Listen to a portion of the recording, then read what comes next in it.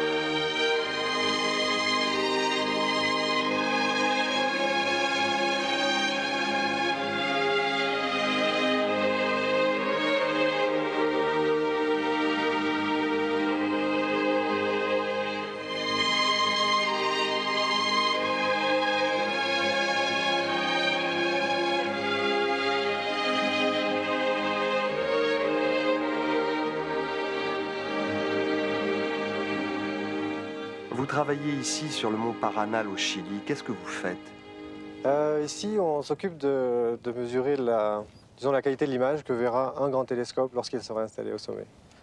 Donc, évidemment, on ne peut pas avoir de diamètre très grand pour mesurer la qualité de l'image. Donc, on utilise un petit télescope et une méthode un petit peu plus compliquée, mais qui nous permet ensuite d'évaluer ce que verra le télescope plus tard. Vous avez des détecteurs qui sont aussi puissants que dans un grand observatoire ici? Oui, effectivement, le télescope est petit, mais les détecteurs qu'on utilise et le système informatique est tout à fait comparable à ce qu'on trouve sur un grand télescope. Vous observez le ciel, mais vous étudiez aussi bien d'autres choses sur cette montagne, non? Disons qu'on essaye d'enregistrer un maximum de paramètres, c'est-à-dire les paramètres au sol, principalement le vent, la température, la turbulence thermique au sol. On enregistre aussi la turbulence thermique sur, disons, les 1000 premiers mètres du site, qui sont vraiment en fonction de tout l'environnement qu'on a autour, les montagnes les plus proches, etc. Et puis on mesure aussi, en mesurant la scintillation des étoiles, la turbulence qui se trouve en haute atmosphère. Celle-ci est vraiment sur une très large échelle, c'est-à-dire que les sommets environnants verront exactement la même chose.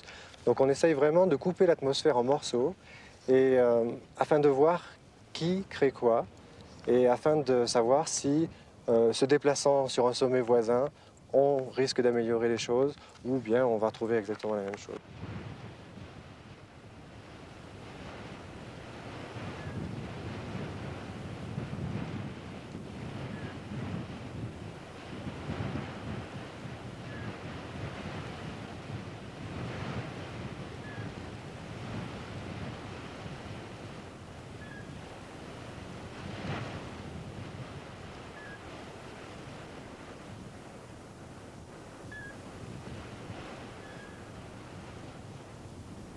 Il y a des gens qui cherchent les meilleurs sites du monde, des chercheurs de sites. Votre travail à vous, il arrive en phase finale en fait. Qu'est-ce qui se passe avant? Oh, avant, ça représente au moins 4 années. Je crois que ça a commencé ici en 83, que l'ESO a décidé de faire une prospective de sites. Et tout ce travail a été fait sous la direction du professeur Hardeberg, qui est directeur de l'Observatoire de Lund actuellement, et qui continue bien sûr à venir régulièrement. Je crois qu'il a visité peut-être plus d'une centaine de sommets, et il emmène avec lui, entre autres instruments, un moniteur de vapeur d'eau. Alors cet appareil est un radiomètre et qui, disons, regardant au zénith la quantité de vapeur d'eau qui se trouve dans le ciel. Évidemment, c'est très important, principalement pour les observations en infrarouge. Et je crois que trouver un site très sec, et certainement ici nous sommes sur un des sites les plus secs du monde, et va améliorer considérablement les qualités des observations dans l'infrarouge.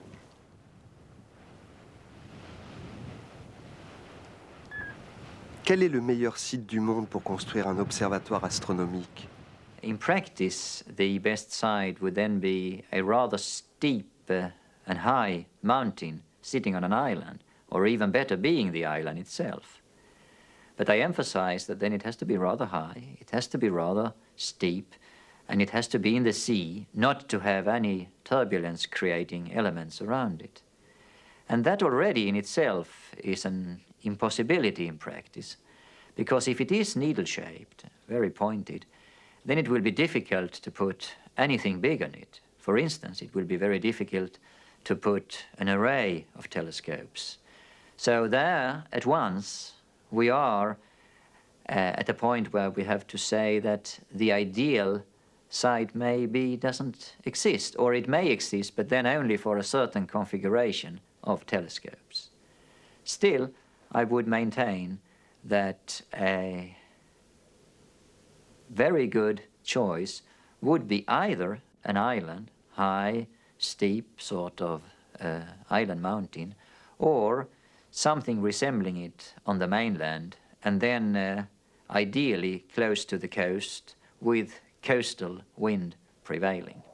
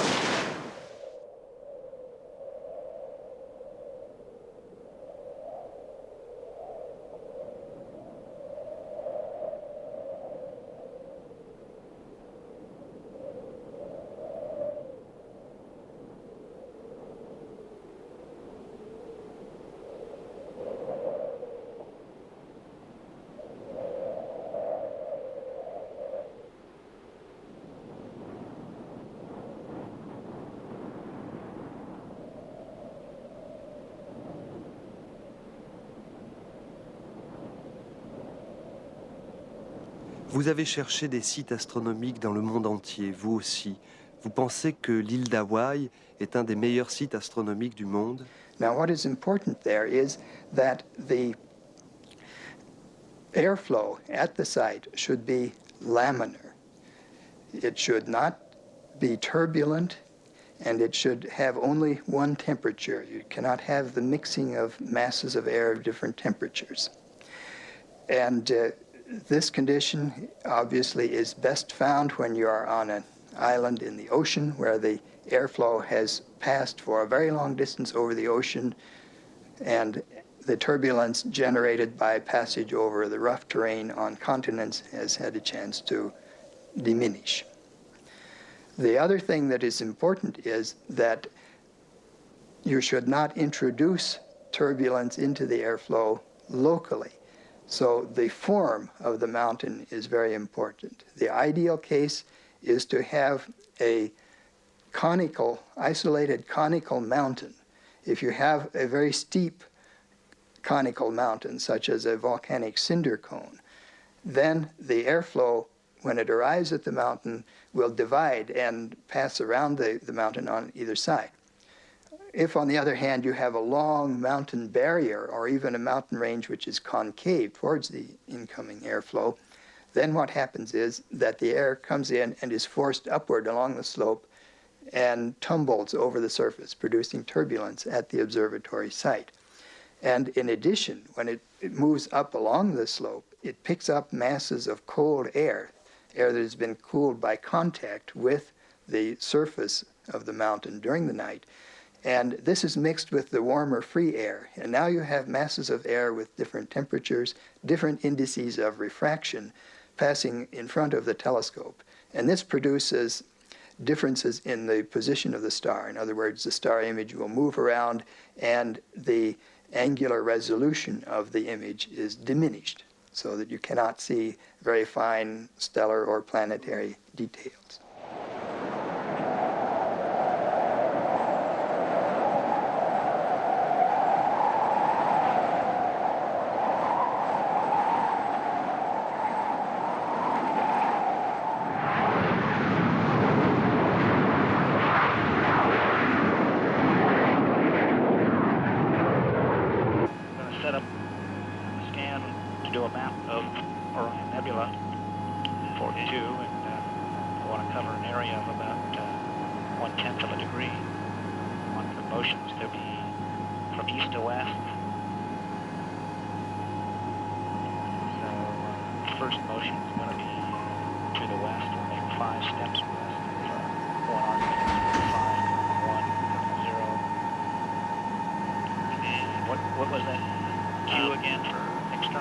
Cet avion, c'est un observatoire astronomique.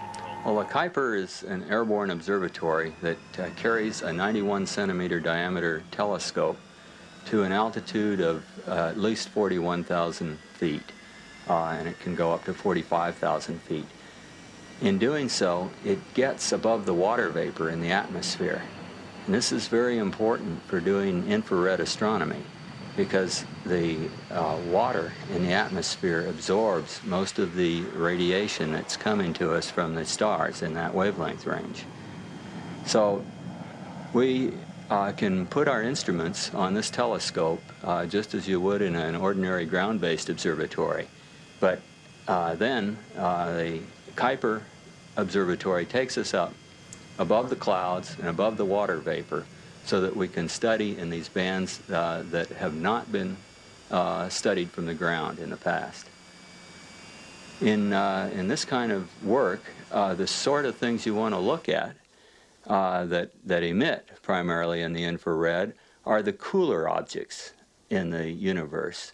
For instance, we ourselves, if we weren't in reflected light, we're emitting radiation, and that radiation is predominantly in the infrared wavelengths. So if you want to look at somebody on a dark night, you want to look at them with an infrared camera.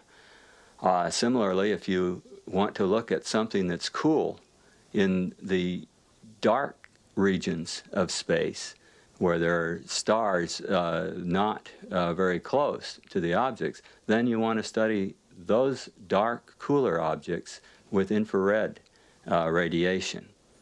There are a lot of interesting things that are studied in the infrared. For instance, the planets shine partly by reflected light from the sun, but they're also shining in the infrared. And the most interesting spectral bands, that is the electromagnetic radiation spread, when it's spread out by our instruments, can be observed, and one determines the molecules that are emitting this radiation from the infrared spectral information. So we can study atmospheres of planets and determine what's in them, primarily by working in the infrared.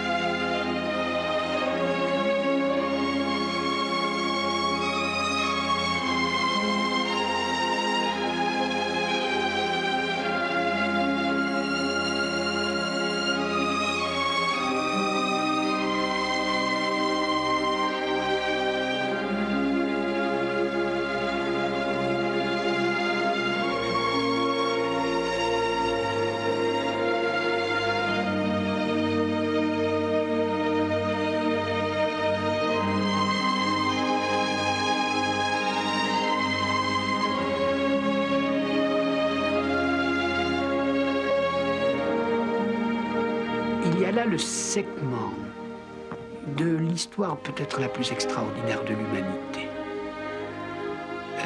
L'astronomie nous fait voir comment la science décolle du système du monde solaire vers l'univers stellaire. Et là, dans les questions d'observatoire, on voit très bien que la technique décolle aussi.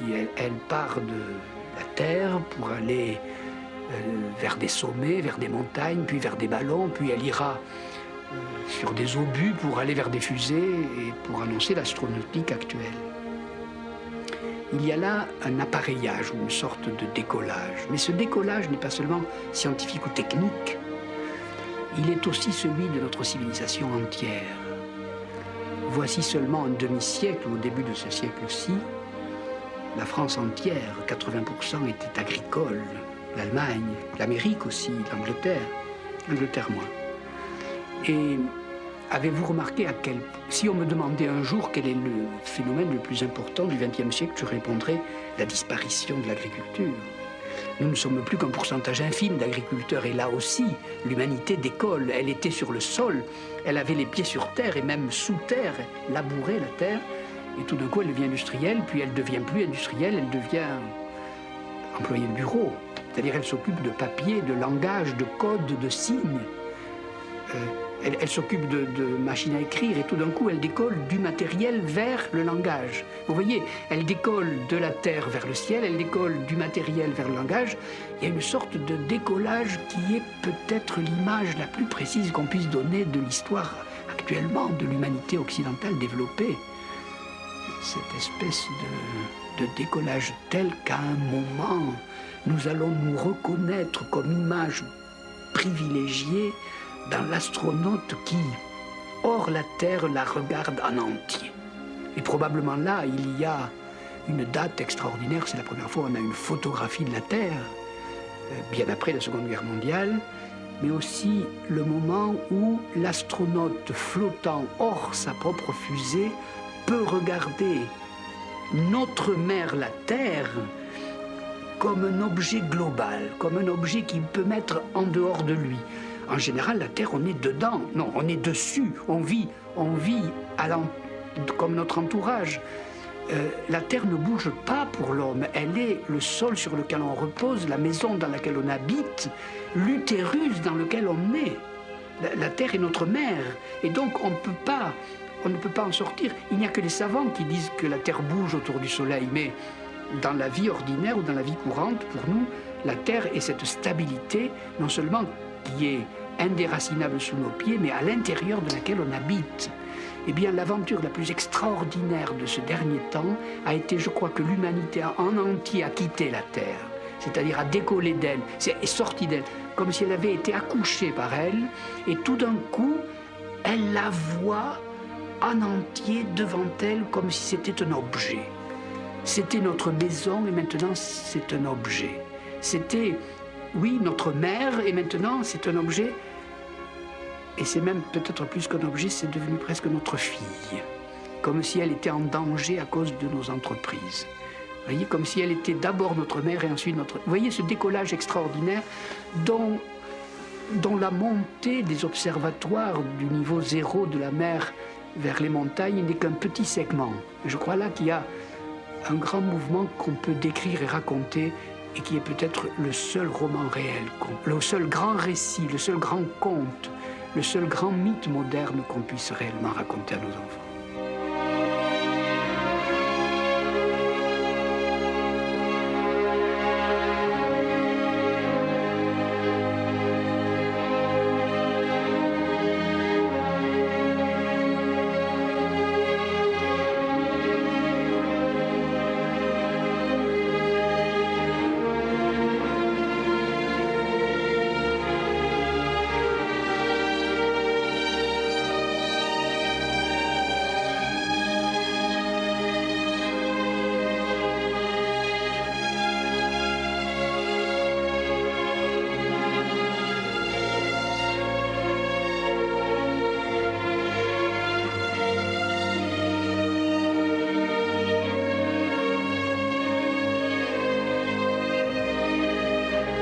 C'est vrai que le ciel est un monde très cruel. Il s'y passe des événements les plus violents qu'on puisse imaginer. Des étoiles explosent, des galaxies explosent. Et tout ça se fait dans la plus parfaite indifférence, dans la mesure où on ne le voit pas. Donc, on ne le voyait pas, disons. Maintenant, on commence à l'apercevoir, puisque on braque vers le ciel des télescopes qui sont justement accordés à l'observation de ces phénomènes. Mais jusqu'à présent, ils passaient tout à fait inaperçus. Les seules manifestations de violence dans le ciel, c'était des étoiles qui apparaissaient tout d'un coup en plein jour. Bon, ça a un peu fasciné les astronomes du passé.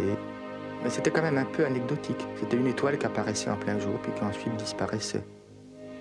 Le temps est un excellent garde-fou. On parle maintenant du fait que la vie sur Terre a été terriblement modifiée quand un énorme aérolithe est tombé et a tué tous les dinosaures. Bon, ben ça n'arrive pas souvent. Ça n'empêche que les gens, enfin les bêtes qui étaient à cette époque-là sur Terre en ont été traumatisés. Donc c'est vrai que le temps nous protège, ou du moins nous ne vivons pas assez longtemps pour avoir à subir, disons, dans notre chair ou dans notre quotidien, cette violence astronomique. Mais bon, d'une part, on en est issu.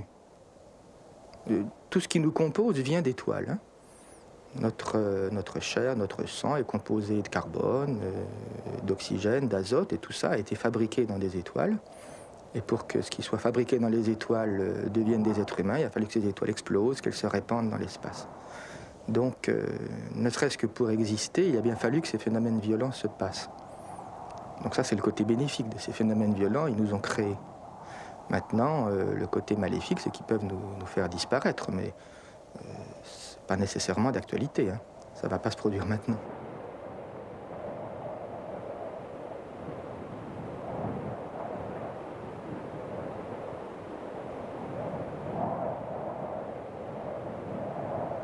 On peut voir une même étoile sous des aspects différents, dans des longueurs d'onde différentes. Est-ce que dans chaque domaine de longueur d'onde, on voit d'autres choses aussi, d'autres étoiles? Oui, bien sûr, le ciel est éminemment variable en fonction du regard qu'on porte sur lui. Bon, si vous connaissez le ciel nocturne, les étoiles, les constellations, c'est une chose. Vous observez le même ciel avec un détecteur à rayons X ou un détecteur gamma, vous avez d'autres étoiles qui vont parsemer le ciel, mais pas du tout au même endroit, et pas du tout les mêmes. Et ça ouvre cette nouvelle dimension qu'a l'astronomie finalement en ce moment. Ça, c'est une chose qui est passionnante pour les astronomes, c'est qu'ils vivent une révolution encore plus grande que la révolution de Galilée. Parce que Galilée, il n'a fait que... enfin c'était déjà pas mal, il a fait franchir un saut énorme, il a décuplé le pouvoir de l'œil, mais c'est resté l'œil. Tandis qu'à notre époque, depuis 1930, depuis le début de la radioastronomie, on vit maintenant l'apparition d'une dimension qui est l'exploration de tous les rayonnements. Et ça, c'est beaucoup plus révolutionnaire que de voir des objets plus en détail ou de voir des objets plus lointains. Parce qu'on voit des objets différents. Et ça, c'est extraordinaire de voir des objets différents. Ça montre à quel point le ciel est peuplé d'astres différents. À côté des astres qu'on connaît, qui nous rassurent, des étoiles, des planètes, on sait maintenant qu'il y a tout un bestiaire à qui on a donné des noms qui sont rentrés dans le grand public, les quasars, les pulsars, les étoiles à neutrons, etc. Tout ce bestiaire apparaît et il est issu de ces nouvelles astronomies. Et il appartient maintenant de compléter cet inventaire, de vraiment savoir tout ce qui existe, puis ensuite de tout expliquer. Si on faisait une carte du ciel dans chaque domaine de longueur d'onde et qu'on les mélangeait, le ciel ne serait plus du tout noir, il serait peuplé d'étoiles? Il serait peuplé d'objets des fois les mêmes, des fois différents. Noir, je pense qu'il n'a jamais été noir, le ciel. Il est noir parce que notre œil, la nuit, n'est pas capable de voir toute la masse de rayonnement qu'on reçoit. Mais si vous avez par exemple un œil gamma, vous aurez un ciel brillant. Parce que non seulement on sait qu'il y a des objets, des astres qui nous envoient du rayonnement, mais il y a aussi un rayonnement diffus dans tout l'univers. Et si vous avez un œil radio, vous verrez ce fameux rayonnement fossile de l'explosion originale de l'univers, ce rayonnement à 3 degrés, qui lui baigne tout l'univers. Donc dans ce domaine-là, si vous avez un œil sensible à la lumière émise par le 3 degrés K, qui se situe dans le domaine radio, vous verrez le ciel tout brillant. Et vous serez dominé par une brillance totale. Vous aurez l'impression d'être dans un milieu entièrement brillant. Il n'y aura plus de nuit, il n'y aura plus de jour pour ceux qui ont cette faculté de voir avec ce regard.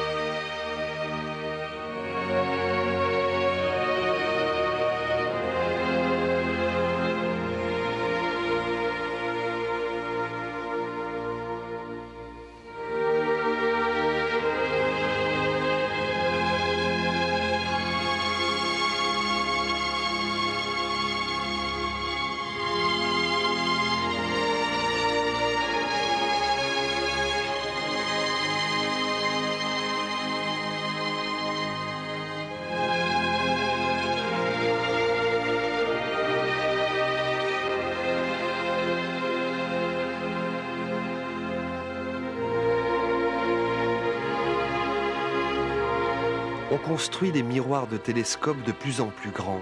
C'est pour mieux voir les étoiles?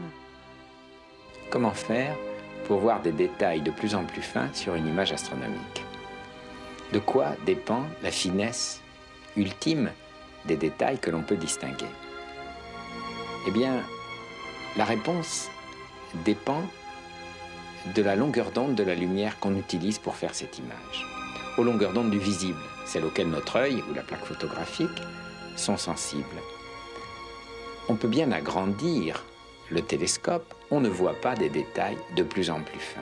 C'est la question, alors votre télescope, il grossit beaucoup? À laquelle on donne une réponse toujours frustrante.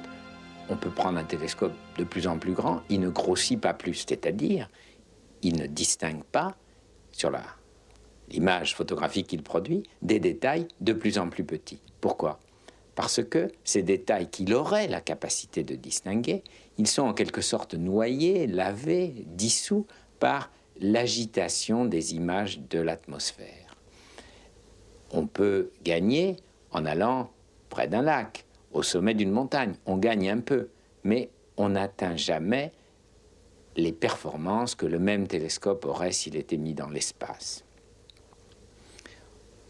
Par contre, en revanche, en utilisant cette autre lumière que sont les ondes radio, alors l'atmosphère n'a plus d'effet.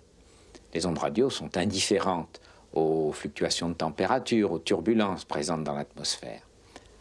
Allons-y donc, augmentons le diamètre des télescopes pour voir alors des détails de plus en plus fins. On se heurte, malheureusement là, à une autre limite, qui est la capacité de construire des montures capables de pointer des télescopes de 10 mètres, on sait faire. De 100 mètres, on sait encore faire. De 300 mètres, on ne sait plus faire. Alors le télescope va être simplement immobile, au fond d'une cuvette, et il ne fera l'image de l'objet astronomique que quand celui-là aura la possibilité, emportée par le mouvement apparent quotidien, de passer au zénith, dans l'axe du télescope, à la verticale.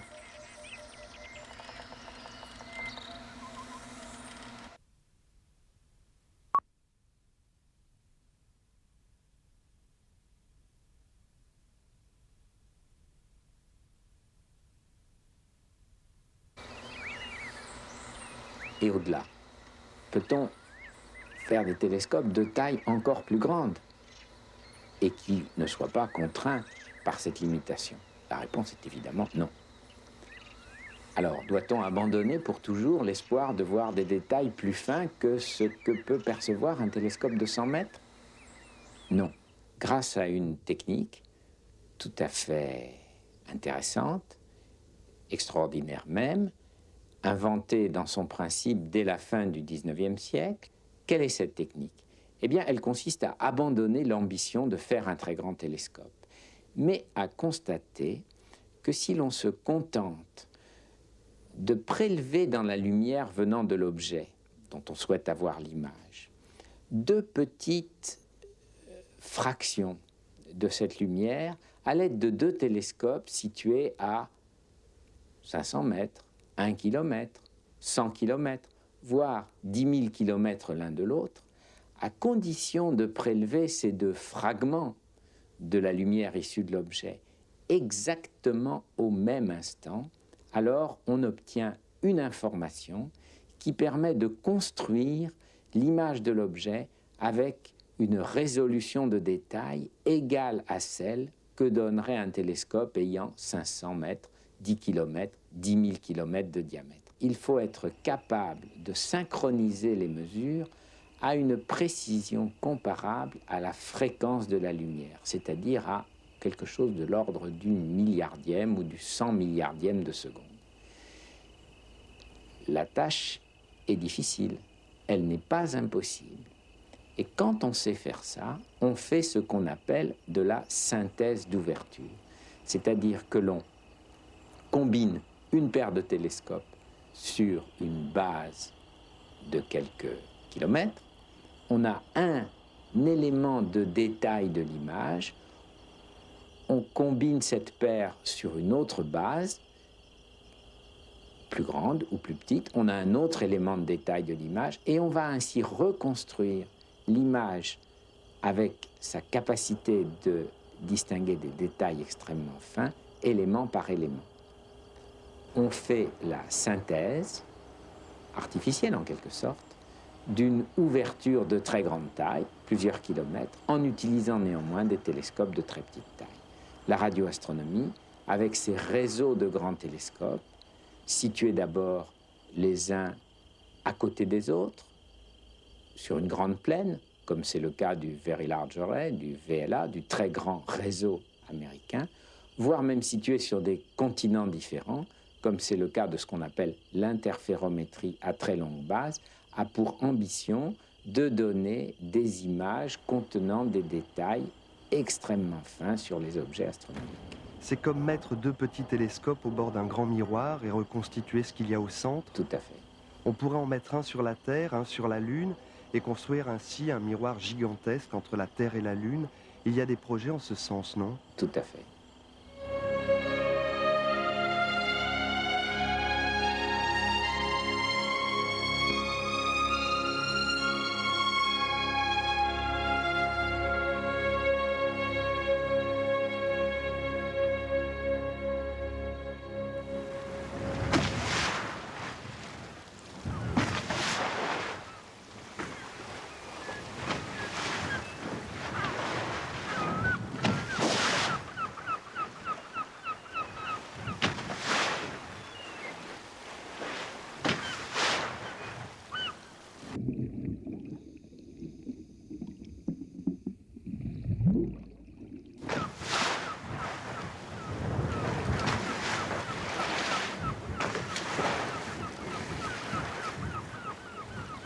Au fond de l'eau, dans la baie d'Honolulu, il y a des sortes de télescopes.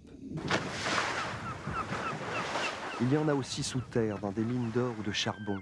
Ce sont des observatoires astronomiques. Y a-t-il un autre message émis par les astres que de la lumière? Les physiciens répondent oui. Et ces télescopes, qui ne sont pas des télescopes à lumière que vous évoquez, sont construits pour tenter d'aller chercher ces autres messages. Il se trouve que les neutrinos, par exemple, qui sont des particules qui se déplacent aussi à la vitesse de la lumière, sont des particules qui sont très abondantes dans l'univers. L'univers en est plein, il y a plus de ces particules qu'il n'y a de grains de lumière. Mais elles sont extrêmement difficiles à détecter parce que, contrairement à la lumière qui interagit avec la matière pour produire un courant électrique, l'effet photoélectrique, les neutrinos interagissent très très mal avec la matière. Vous pouvez mettre des mètres cubes et des mètres cubes de matière, les neutrinos passent au travers comme s'ils ne les avaient pas vus. Quelle solution donc? Choisir une matière adéquate qui quand même interagisse un peu avec les neutrinos et la mettre au fond de l'océan pour que toutes les autres particules énergétiques, le flot de protons, d'électrons que nous envoie le Soleil, par exemple, qui risqueraient d'interagir aussi avec la matière et de donner un faux signal, soient, elles, absorbées par cet épais matelas d'eau que représente l'océan. On a alors un télescope à neutrinos.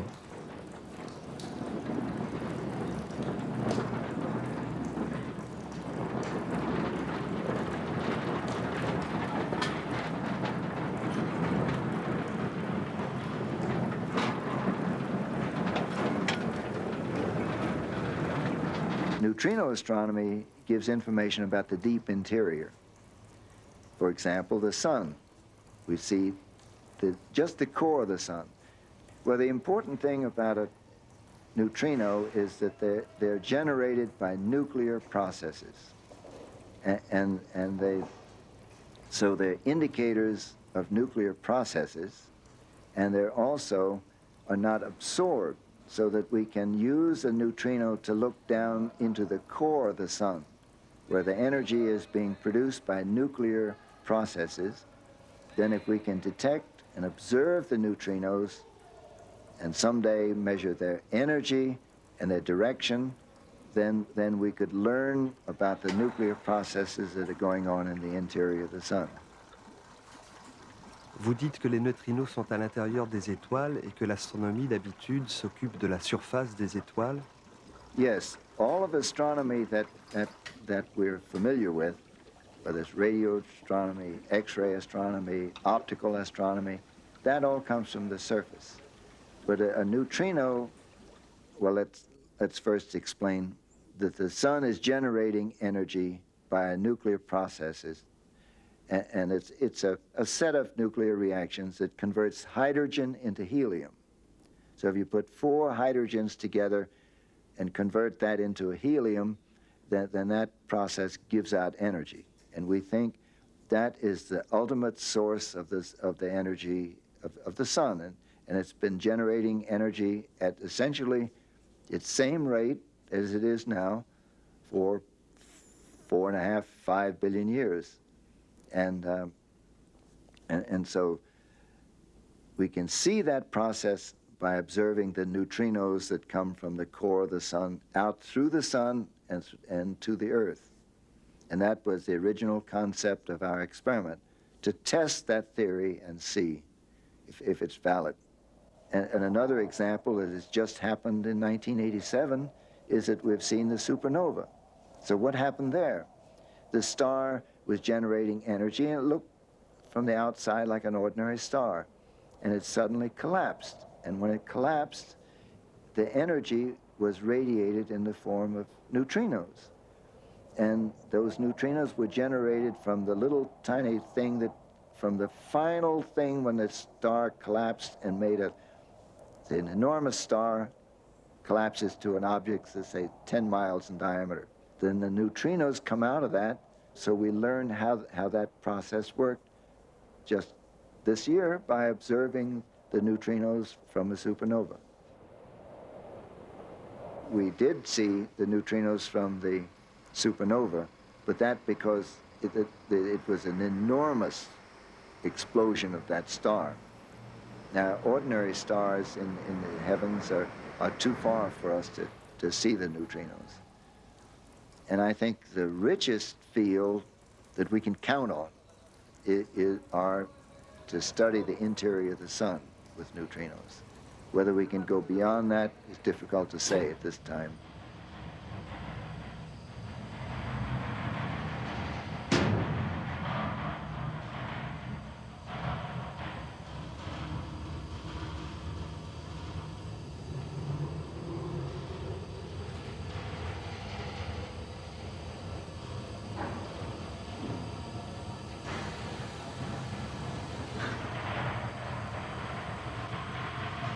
Vous allez à l'intérieur de la Terre ou sous les mers, alors que les astronomes en général rêvent d'aller dans l'espace. Neutrino has such a feeble interaction that we have to build an enormous detector. So the detector that we have is 600 tons. Now we can't put that in space, and if we did, it'd give a too large a signal. We couldn't see a neutrino. So we have to go underground. So we have to find a deep mine and a favorable company that would let us do that. And fortunately, the Homestake Mining Company had a shaft that goes 1,600 meters underground. We can take advantage of that, and they'll let us build our detector in their mine. So we have to go down so to screen our detector from cosmic rays. So that's why we go down and other astronomers want to go into space.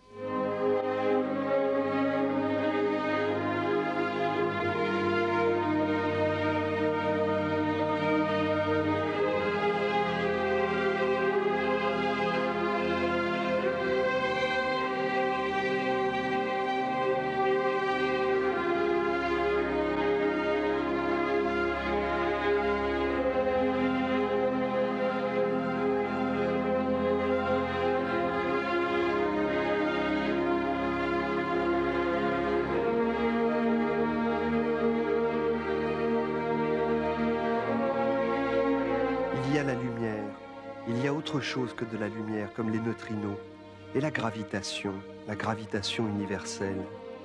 Imaginez le Soleil. Imaginez que soudainement le Soleil, qui est une sphère, s'aplatisse et devienne une galette.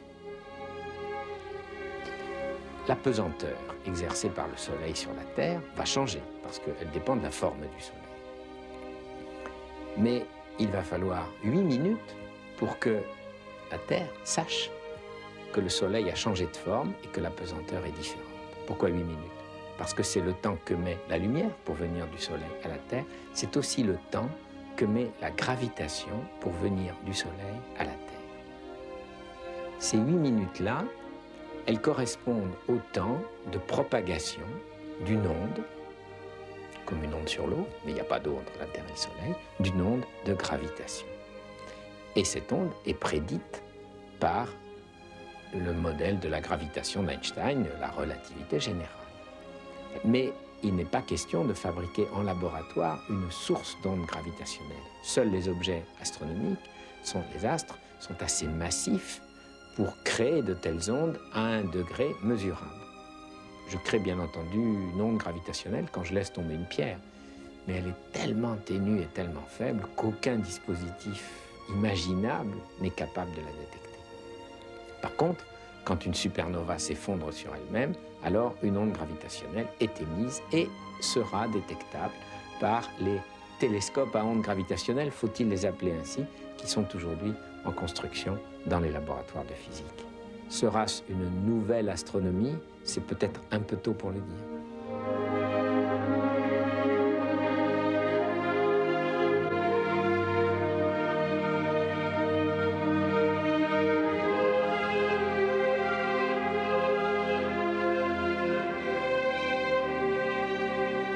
Ça commence quand, l'astronomie? Ça remonte à quand?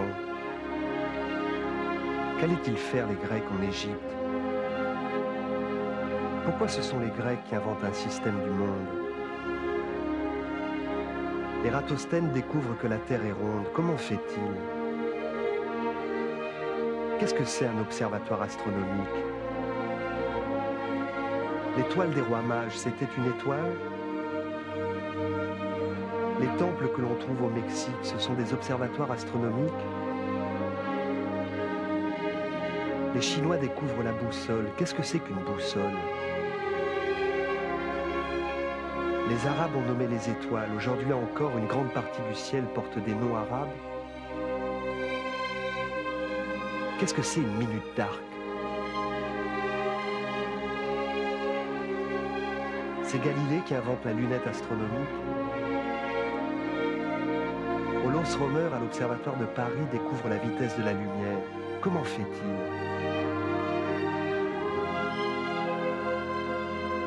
Kepler écrit un traité sur les cristaux de neige. Ça a un rapport avec l'univers, la neige. Peu après Galilée, les jésuites quittent Venise et s'en vont en Chine. Que vont-ils faire en Chine? Newton découvre l'attraction ou la gravitation universelle. Qu'est-ce que c'est l'attraction universelle? C'est aussi Newton qui invente le télescope. Qu'est-ce que c'est une image pour un astronome?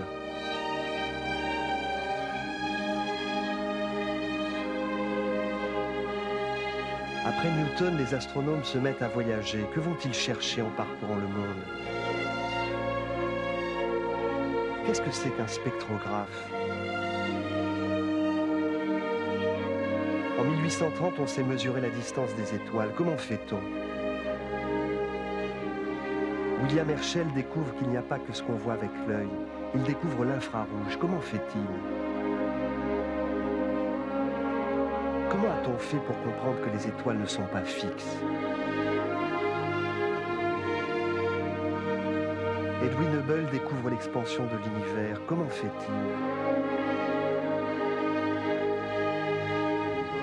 Vous dites observable. C'est quoi l'univers observable?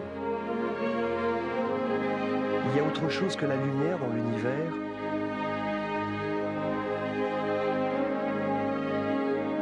Qu'est-ce que c'est une supernova?